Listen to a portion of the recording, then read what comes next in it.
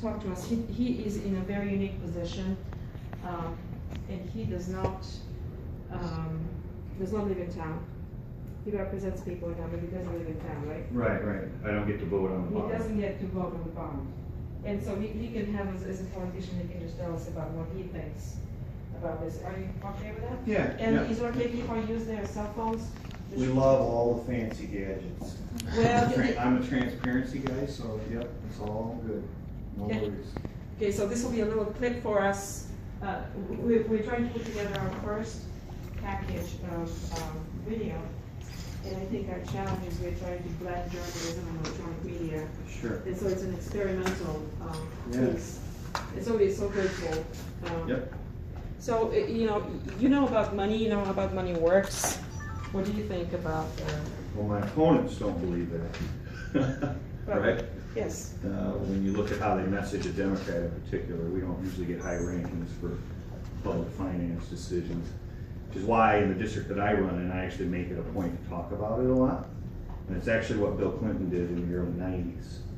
He took a weakness of a Democrat, which is how to manage programs, make them work, be savvy on public finance, so that you can actually make those programs work and ultimately win election and be able to govern. So for me, it's something I've always paid attention to, knowing that people don't automatically give Democrats high marks on that. So on the bond referendum, I think there's a couple of things that I've had to deal with as the senator from this area.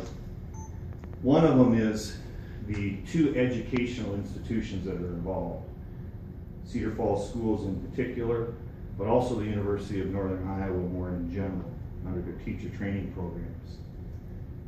Part of the vote is influenced by what happened with Price Lab School, which was closed and affected two other educational programs here at UNI. So as a senator, I have to work with and deal with both institutions, the University of Northern Iowa, because we vote on their budget, but also try to have a good working relationship with Cedar Falls Schools, because most of the state budget is actually passed through to the local schools.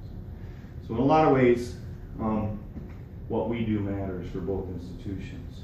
One aspect of this bond referendum that I think will kind of cut both ways, those that really liked Price Lab and cared about it and tend to be pro-education will probably vote for the bond referendum.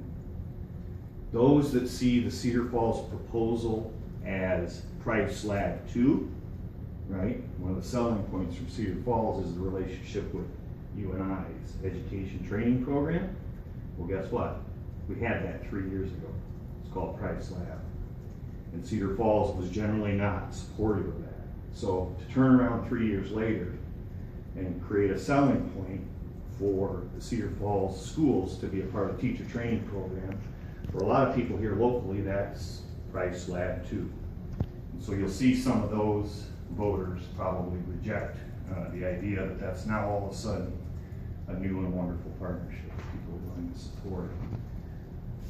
One of the things that I've had to deal with is during the Price Lab situation, we had a price tag of about $43 to $45 million total. Almost none of that was property taxes.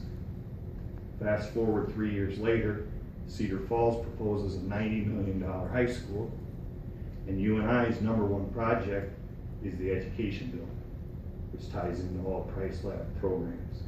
So as a senator, my price tag for pretty much the same number of students, about 250 new students, Cedar Falls got, that they wouldn't be able to propose a new high school if they didn't. That price went from 45 million to roughly 90 plus 40. So for me, that's all taxpayers' money. And so it's a challenge for me as a part of having to deal with both institutions, that it's been a hard proposal to kind of wrap my head around and be supportive of. Now, more generally, if you're just thinking about it as a bond referendum, those are really hard to pass when they're first proposed. And so if you look at what Cedar Falls did, they did the high school for $90 million, and then they threw in 2 other elementary projects. both of which neighborhoods are likely to be supportive of. North Cedar traditionally feels like they haven't been invested in, so that neighborhood's generally gonna vote yes. And then Orchard Hill is one of the only local elementaries, if you go to their site, they have 2 temporary buildings.